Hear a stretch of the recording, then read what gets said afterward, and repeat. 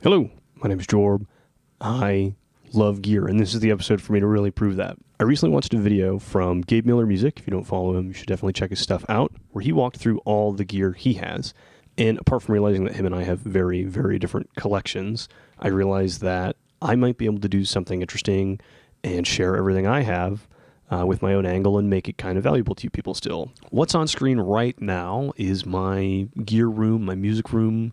I've called it Vatican City Studios, called it the Beat Lab, the Jorb Cave, whatever. This is where I keep all my music stuff, and I have a bunch of it right now.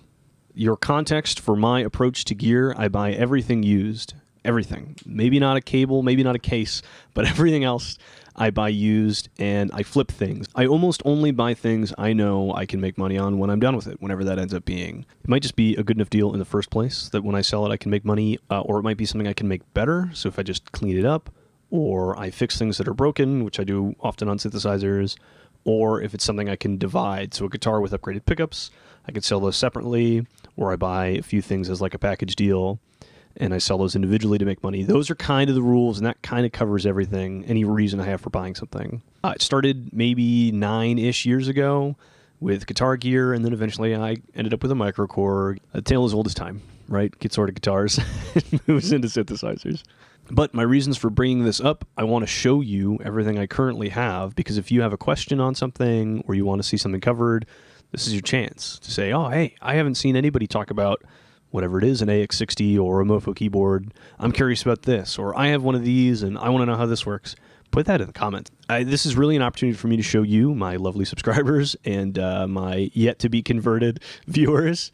I want to show you everything I own and ask any questions you have about any individual piece of it. Or maybe, say, later you're watching a video about some other piece of gear. Say, hey, could you compare this to something else I know that you have because I watched this video of yours? I'd love to do that. I think that's where I can provide a lot of insight.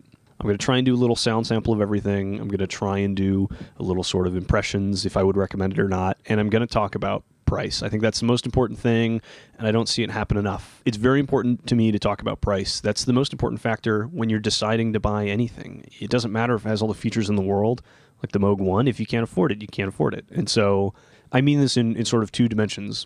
It's important to connect the reality of what it would cost to own something to that sounds really cool when you're watching a YouTube video. And I want to show you that good deals on really, really cool gear totally still happen. It's just because you think nobody will post an SH-101 for $500 or a Juno for $600, and logic would tell you it might not happen. It does. And if you know your market and you're quick and you ask the right questions and you're comfortable fixing some things, you can get some excellent deals on very, very cool gear. Alrighty, this is going to be long anyway, so I'm not going to talk anymore in the intro. If you are subscribed, I really appreciate you being here. We just crossed 2,500. If you aren't, I encourage you to watch as much of this as you care to. Skip around. I will not be offended. But if you're so inclined, it'd mean a lot to me if you checked out some other videos on my channel. And, maybe you'll find something else you care about, and maybe you'll convince yourself, okay, this guy's going to keep talking about things that are for me. And then you can subscribe, and we can have this good back and forth. We're going to talk about all the synth gear I currently have, synthesizers, and everything tangentially related to that. I'm going to skip your rack, because that's a totally different audience. I'm going to skip all my guitar gear, because that's a totally different audience. I do have a box of pedals, and I do have some guitars on a rack. And the pedals get used with synthesizers often. There will be a video later, the synthesis guide to guitar pedals, and if you want to watch that and you aren't subscribed, you should subscribe. It is pretty bloated right now, and that's because I have video plans for a lot of the things that I would have sold already.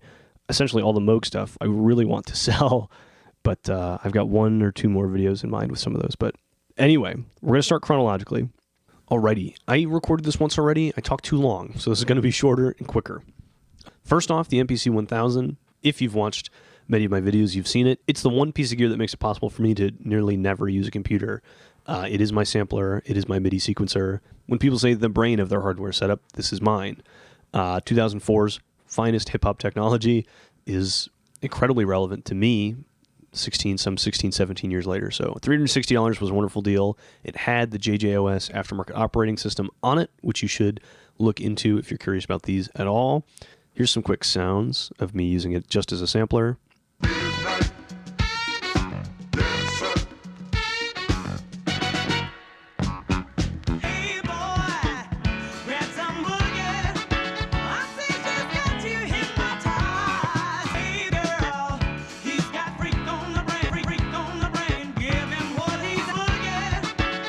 see it used as a sequencer. Any of my old, some of which I'm proud of, some of which I'm not, sketches that are on this channel are great examples of that. I've had 3 of them. I flipped 2 and kept this one. Its faceplate is from one of those. Its side panels I bought after donating the side panels to the 3rd because I bought it without any. I made so many videos that included, I've made so much music on it. I really do love it. So anyway, next up, the Deepmind 12, which I'm sure you've heard, but here is some sounds.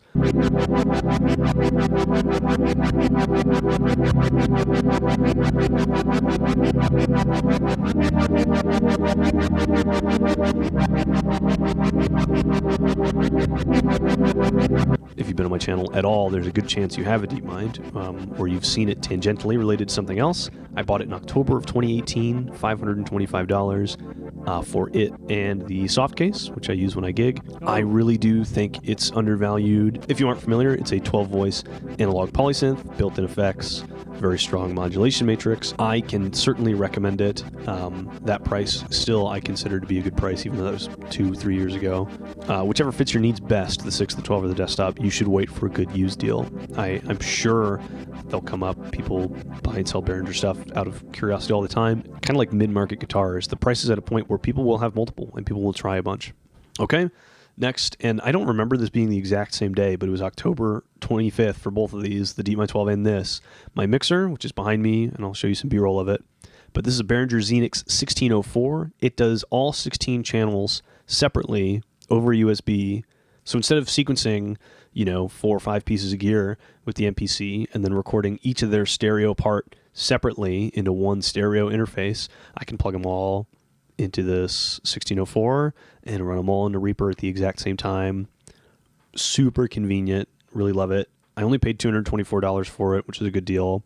I believe that was an auction that nobody else bid on, and I was the only person who bid. I can definitely recommend it. I know Tascam does something similar.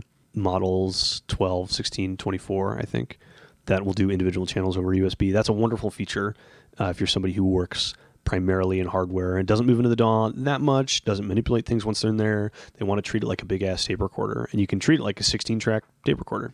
Only a month later, I bought the Reface CP for $252.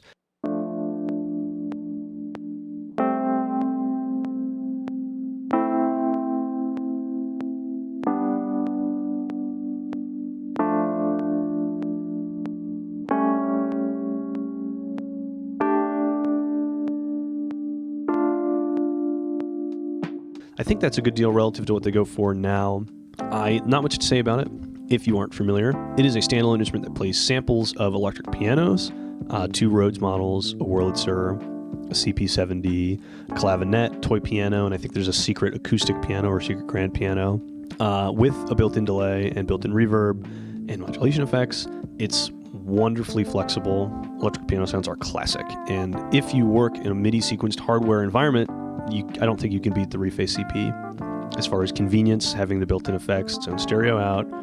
It's also little, can be your fun little MIDI controller. Super, super highly recommend it. $252 is a sick deal, actually. I bought in December of 2018 a super broken Roland RE201 Space Echo. I paid $225 for it. It had beer spilled on it in the 80s, is what the guy told me, and it had been rusting in his basement ever since. I tried to fix it. I could not. I let it sit for about 2 years after I failed to fix it. I said, you know what? I bet I could find somebody who I can just pay to do this. And I found Sour Sound. I paid them about $500. It's in wonderful shape now, and it lives next to my mixer, ready at a moment's notice to make anything sound extraordinary.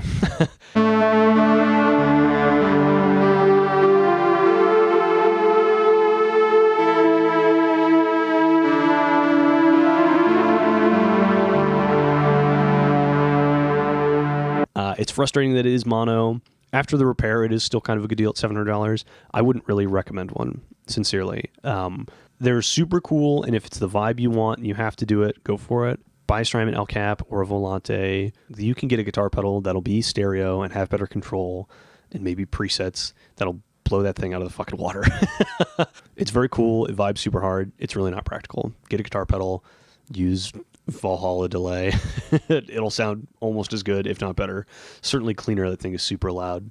The only thing that I think makes it better, the feedback sounds really, really wonderful. To get it right to the edge of feedback and let it run there, super cool. Actually, I'll demonstrate that.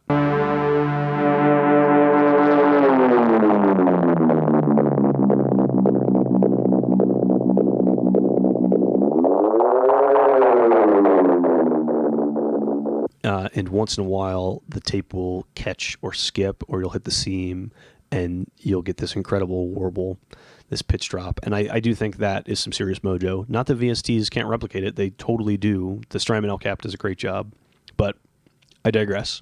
It's cool. Would I recommend it? No. Not unless you trip over one and can pick it off the ground. So pretty much the MPC, the Deepmind, the mixer, the Reface, and here, the D05, which is the Roland boutique version of the D50, which I paid $292 for, was pretty much my plan for hardware synth setup. And the D05 is for what I consider to be a really fascinating point in synthesis, figuring out what digital is going to be.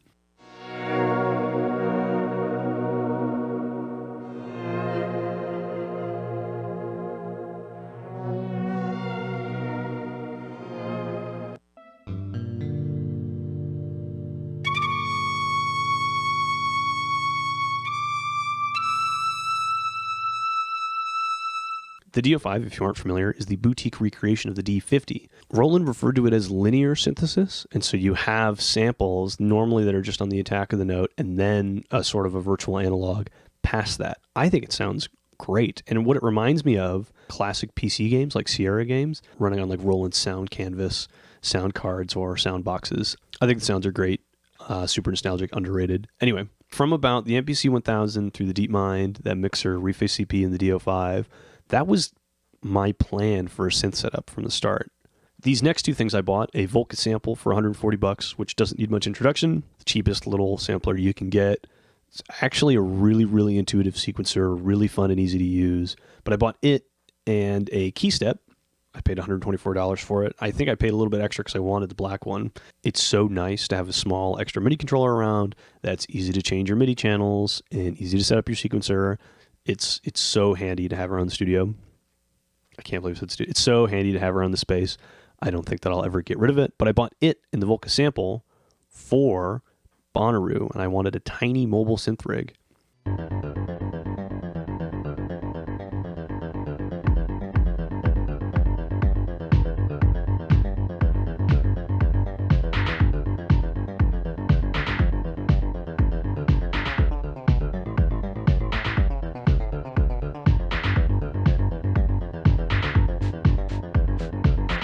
One of my old sketches where I use those on the little mobile rig. I would recommend the Volca sample if you want to try a sampler, maybe the new version with micro USB. So the sequencer is very intuitive, quick and easy to use. No reason not to buy one. The Keystep, of course, I recommend to everybody. It's small and easy to use, right? On a total flip side, two small, tiny, modern, feature-rich things. My Fender Rhodes. This is a Mark II from 1979. I bought it out of a barn from somebody whose uncle had passed away years and years before for $160. It was in very, very bad shape. The keys were misaligned. The harp wasn't attached. It was missing the plastic lid. It had the wood outside. It smelled a little bit like cat pee. I had to throw away one of the end cheeks and do some serious scrubbing to get that out. I spent $150 having somebody ship me a lid from Canada, which I still can't believe that I even found one.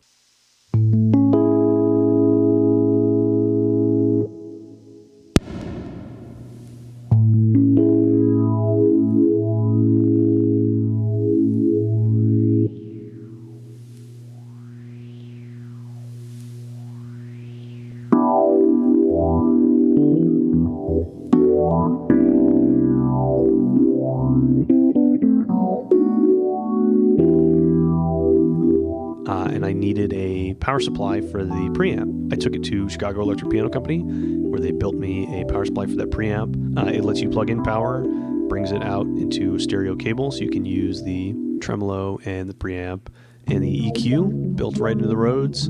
Sounds great. They really are special. I kind of regret spending $700 to get it fixed. I think if I had just committed myself to more time and not wanting it to be perfect, because in reality, it doesn't matter to me if it's perfect.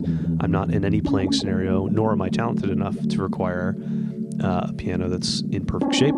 So I kind of regret spending money. I wouldn't say embarrassed, but maybe a little silly at this point for spending $700 to have it fixed. Would I recommend buying a Rhodes if you have the space, if you're not moving soon, if you're comfortable taking the time to fix it, knowing the cost if you're going to break it to somebody else? So they're great. There's a lot of good resources, but they can be a lot of work. And I don't mean this to brag, but it is pretty cool, and I want to bring it up because I think it's pretty cool. This is the third one I've had. I had 2 Mark 1s, which I should have kept either of those. I honestly would have rather had, at this point, either of those Mark 1s. I like my Mark II. I don't have any complaints. I digress. Okay, this is another thing that I ended up having to pay somebody to fix. This is the Akai AX60. I bought it super broken on eBay in August of 2019. $400 is all I paid. I tell the story slightly dramatized in Resonant Screams, my magnum opus. No. A video I made as a Friday the 13th special to help teach myself a new editing software, DaVinci Resolve, which I'll link. And then the Akai AX60 got its own video, which I will play you a sample from.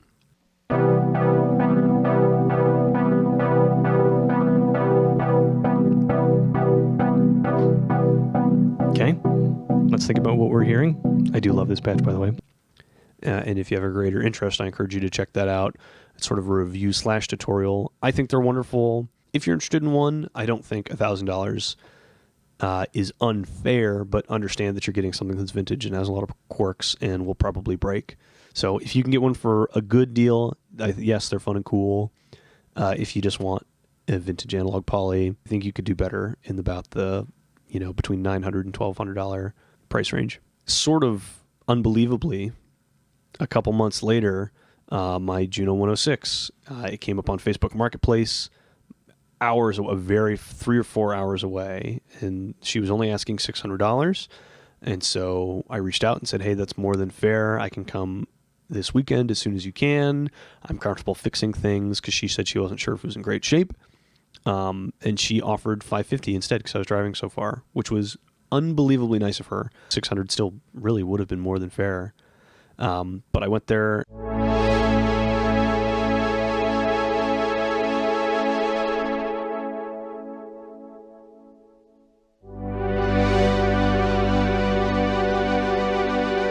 And I sat down and I played it, and it sounded good. The volume was crackly. That's not a problem. Transaction was fine. She wasn't dishonest, or all the photos were all recent. When I got it home and opened it up just to check, I like to do that with stuff I expect to fix. Somebody had already refurbished the voice chips. Somebody had already removed the coating, which, if you aren't familiar, Juno 106s are known to have this issue where they have this coating on the outside of their voice chips, and over time that'll become brittle and cause issues with the chips within. Mine have already been serviced. The only problem it has, you have to leave one of the jacks half out to get stereo to work with the chorus. I don't know why. I haven't looked into it because it's never gotten in the way. This was a wonderful deal for the Juno, and the fact that I didn't have to pay any money to have it fixed or spend essentially any time working on it myself makes it all the sweeter. And the woman who sold it to me was lovely. She was very friendly. All things said and done, would I recommend the Juno if you can get a good deal? Yes, I'm going to say that every time. I think the prices are certainly overblown right now. In its stead, I would recommend something like the Deepmind or something more modern. If you know you're going to buy vintage, the Juno is honestly a really great place to do it. You know the sounds. You've heard it on a dozen. You've heard it on a million records. They're very easy to program. Patches can be downloaded and brought onto it from the internet. Resources for programming, understanding it are endless, and it does sound really good. So if you know you're going to go vintage, the Juno is a good choice, but it's way overpriced in the current market right now. I bought an Omnichord. I'll just mention quickly. I bought it for a D&D campaign. I was playing a bard, and it was my prop. I played my spells with the Omnichord. I only did it for a couple of sessions because it was kind of cumbersome, but that's why I bought the Omnichord, and I still have it because I think it's so inspiring. Would I recommend it? Maybe. If you saw somebody use one and you like the sound, or if you want to use it as a songwriting tool, I think they do excel at that. I think they're cool, quirky, but not a revelation for me. Okay, the Arp Odyssey in February of 2020, $457.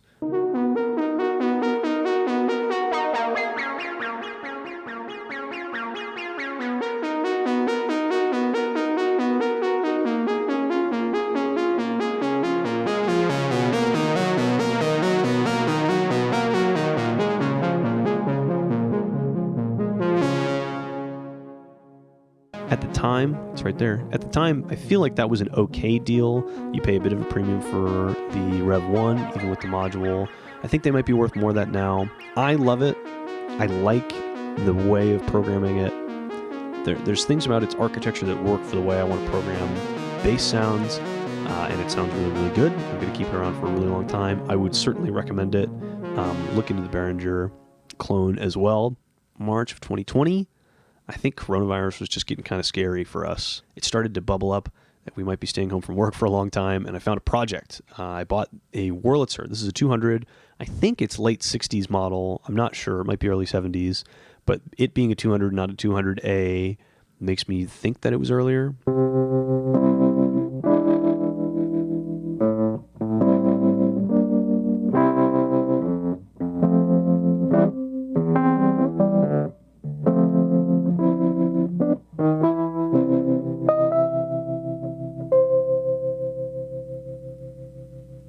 I love it. They sound great.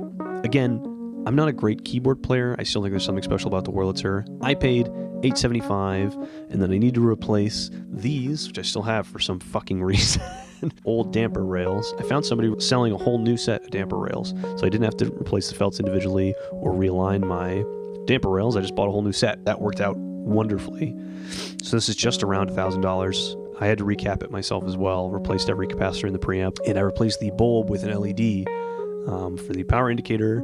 I really like it. I feel more attached to it than I do the Rhodes. They're stacked on top of each other so carelessly here. I feel more attached to it than I do the Rhodes, and it might be because I fixed it, the bulk of it myself, or because the sounds resonate with me more. It is the second Wurlitzer I've had. I had one from the 50s that I did not finish restoring. I bought it from a pawn shop and sold it to somebody. He was going to fix it. So I paid $400, did a little bit of work, sold it for $900, and used a lot of that money towards this Wurlitzer. Would I recommend one? Not really. If you have the space, you know it's a sound you want, or you're proper keyboard player, not like myself, yeah, you should totally do it. And you're comfortable fixing it. You know there will certainly be maintenance on something like that. Being comfortable with that is essential to committing to buying it. The electric piano part of the evening is over. I bought from a friend a Nord Lead 2. I think I paid him $500. Very good deal. That was probably the homie discount in action.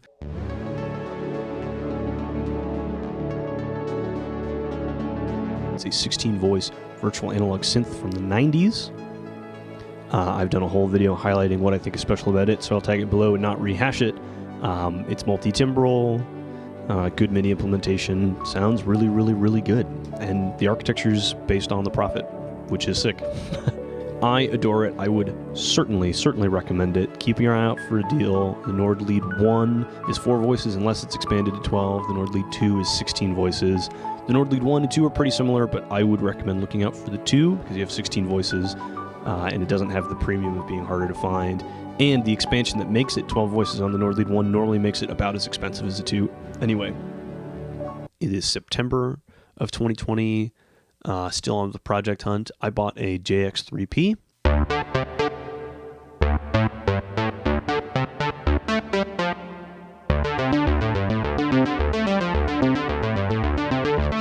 I paid $558. It was missing its sides, and a lot of the keys did not work, and the patch memory had died. Those are all things that I can handle myself. I took off all the keys. I had to patch some of the traces, clean some of the contacts, put the new keys on. I'm not a woodworker. I consider myself to be generally handy, and I carved those wood sides out with a bandsaw. Turned out okay. I like the sound of the JX3P so much after getting all those things working, and I replaced the battery and reloaded the patch memory, which happens on a lot of old synths. It sounds wonderful. 2 oscillators with the roll-in sound is a really cool thing to have. The chorus does sound good. I hated programming it, so I bought the PG200, which was another $415, which is a pretty good deal considering those. Together, they're pretty cool. One thing I didn't realize until I had it, the MIDI implementation sucks. You can't change the MIDI channel, and you can't send it, all you can send it is notes, and you can't send it notes while you're using the programmer. So, would I recommend it? If you don't care about not having the programmer, yeah, you can get a pretty good deal on them. Everything except for the sound. How about that? It sounds great. The sequencer is super, super cool, but didn't work for my setup the way I wanted it to work. We make it into October of 2020, and I have the idea that I'm gonna do a video eventually on the Moog sound, and I get a Sub 37 for $1,000.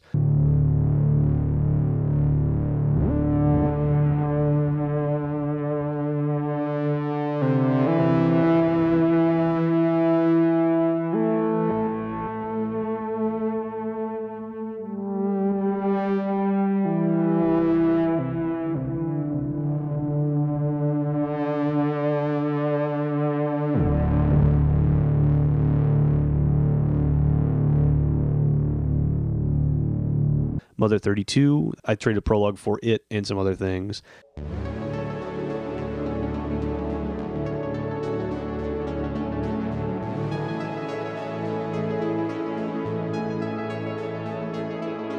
And the Realistic ConcertMate MG1.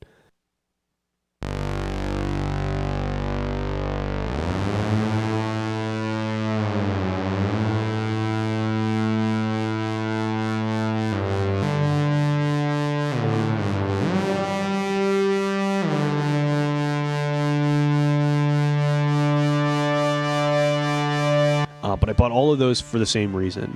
Is everything people have said about Moog true? Do they actually sound as good as they are? I wanted to have the experience firsthand that everybody talked about. And I'd played Moog since, of course, but I wanted 3 that had been highly regarded and would work for me. So I don't have much to say about the Sub 37. I haven't said already. If something like the Base Station doesn't do it for you, if something like the Mopho doesn't do it for you, if any like Behringer module hasn't cut it for you, and you need something better, huge air quotes, then you should totally try the Sub 37. Mother 32, people recommend as a start to Eurorack. It makes sense because it has a sequencer, because it has the semi-modular patch points. I think there's more compelling ways to start getting into modular, but the hard part about recommending those is there's always other things you need. There's always, so for something like the IntelliGel Atlantis, you need a way to sequence that, or you need a way to program that, or you need a way to get MIDI into CV. That's a whole nother thing you have to buy. On its own, the Mother 32 does not really excite me. If you're going to use its built-in sequencer, yeah, it's certainly compelling. MG1, kind of an oddity. I don't think it's that special in today's market especially. It's cool and fascinating, and if you find one at a fucking thrift store, then yeah, buy one. But I wouldn't recommend picking one up unless you're fascinated by them specifically. If you're curious about vintage Moog, a Micro Moog, or a Rogue, something that was actually for musicians and not like the home market, there's a lot of weird parts of the MG1 that make it kind of unfun to use. It does sound good, don't get me wrong. I wouldn't consider it to be that special. Okay, paired with all these mono synths, these Moogs, the Dave Smith Instruments Mopho Keyboard.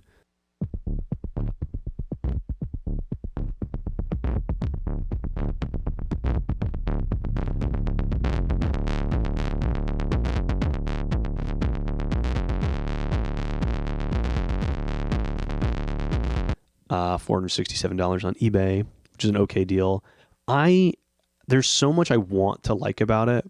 There's all sorts of little quirks that keep me away from loving it. Plus, I've been borrowing a Base Station 2, and that feels better to use in a lot of ways. I would recommend it if you can get a good deal. I've said it 100 times. If you're comfortable using modules and the desktop editor, the module is a kick-ass deal. I think that's a really, really cool synth. Because with the desktop editor, it pretty much is a VST, only it's analog.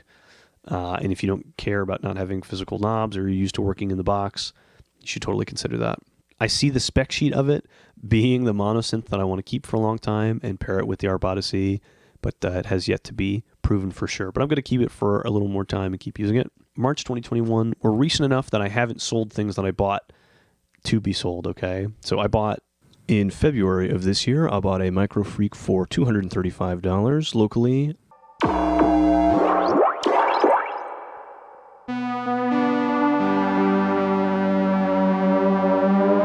I think it's really inspiring. I like that you can do so many little things.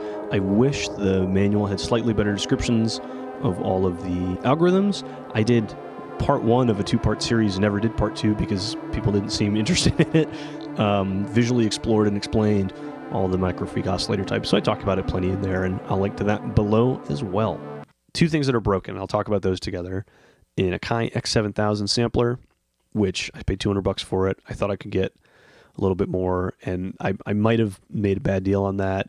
All the keys are kind of in rough shape. A lot of the key contacts are worn away. It's quick disc player, does not work. Physically, it's just not really all there. I was curious about big samplers, and you can pair the AX60 with the X7000 and do some cool stuff, but I haven't gotten around to doing that, so I feel like this was kind of a bad deal. $200 is as cheap as you can get in a Kai sampler that'll do that. That, to me, might be worth it. I would not recommend one. No matter how cheap they are, you shouldn't buy it. It's really not. It's completely outdated. No reason to get a big keyboard sampler that has, fucking 6 seconds of sampling time or whatever. Not practical. I bought a sequential SixTrak, known broken, for $535. On a lot of synths, you'll need to replace the battery and refresh the preset memory. On the SixTrak, that includes settings for all 6 voices, all 6 tracks. And so before I do that, it's pretty hard to test. So I don't have any sound examples for you. I've gotten sounds out of it, but I don't think I have recorded any of them. If I have, here you go.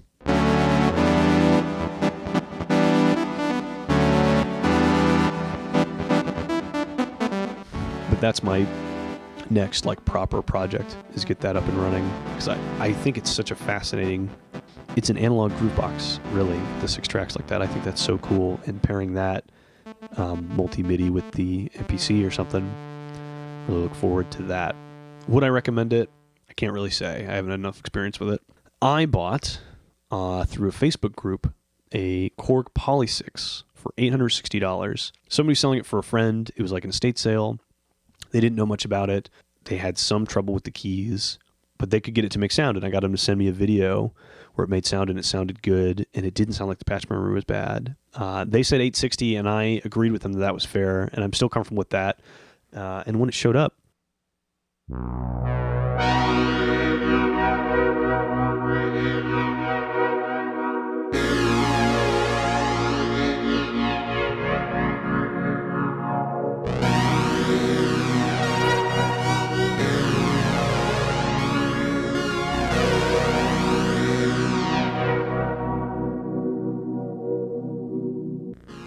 it was in wonderful shape. There's some dings on the wood side panels, but all the metal is shiny and clean and fresh and new. The AX60, after getting repaired, was probably my best condition vintage piece of kit I've ever had, but I honestly think this Polysix is a close second. I don't have great opinions on it yet. I haven't done my Deepmind patchback with it yet, which is a great way for me to become really intimately familiar with a synth and the way it works and the way it sounds. That is coming up. I will certainly be doing that. I don't know if I can recommend it at this price point. Yeah, because you can sell it and make some more money. It sucks that it's mono. It sucks that it doesn't have MIDI, but it's from an era where it didn't exist, so how could you complain? It's weird that the pitch bend doesn't have a spring back in it. It's weird that the modulation wheel only goes to pitch, even though that does give you extra options for synthesis, but it controls well. The presets are cool. Definitely sounds good. This is something I've talked about in detail on the show already. My Roland SH-101 I got on eBay for only $500.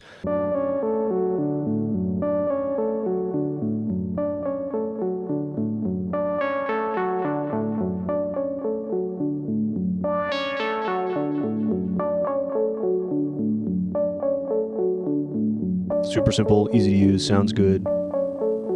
Hard to recommend at the prices they're going for now, but I talk about this in great detail in a video already, so I'll link you to that. I don't have good dates for these on when I bought them, but I got one at a pawn shop and one on Craigslist. Mixers, and I don't have any sound demonstrations for you, but one is a Tascam 424 Mark II, I think, cassette recorder. I haven't done much with it. I made sure all the tracks worked, and they do, and I sampled some cassettes into my MPC, and then a Tascam 106, which is just a 6-track analog mixer that I've used to process some drums, and I used for a submixer when I was running more than 16 tracks into this mixer for a couple months. Both are super cool. Both are super great. I paid $70 for the 106, and I paid $35 for the broken cassette recorder, and then replaced the entire tape carriage, which I think I paid $30 or $40 for. Two great purchases. I could make money on either of them if I felt like it, but they're cool enough that I don't want to get rid of them. And last but not least, the most recent piece of gear I bought. This is the closest to new I've ever bought a keyboard. Can you believe this? I bought an OpSix from Sweetwater. It was a demo unit. It cost me for a demo OP6 or OpSix. I like OpSix because they're operators. $680. And I recorded a whole episode with it where I made my first FM patch and I unboxed it to show you what you get when you buy demo units from Sweetwater, and I deleted all the footage on accident. I hadn't moved it over and I wiped the card. I'm super embarrassed by that, and I haven't sat down with it much since then. I learned the Dire Docks electric piano part.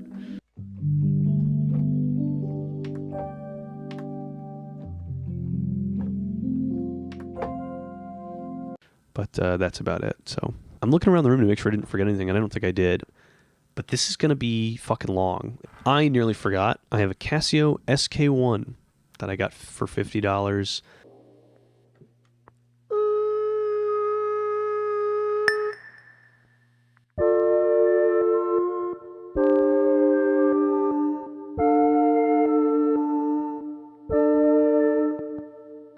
In its box from a guy who found it in the basement of a church he was cleaning out. I love that fucking thing. I hate that it sounds cool. I hate that I like the way the sampler sounds. I'm going to do a video where I use it to sample drums. A friend suggested that, and I think that's a great idea. I'm totally going to do that. There you go. That's everything I currently have. A lot of it is going to be sold. The JX3P probably, the Polysix probably, SixTrak, and more, you know, as I come in out of favor with it. But I appreciate you watching, especially if you made it this far. It really does mean a lot to me. And I'll just reiterate my whole point in this. I want this to be a way for people to know what I have and know what I've experienced. And take that information and use it to make decisions for yourself. Use it to guide comments for me on this channel, on other videos, etc., etc. So I really appreciate you watching. My name's been Jorb. I love gear. That includes everything in this room. Thanks for watching.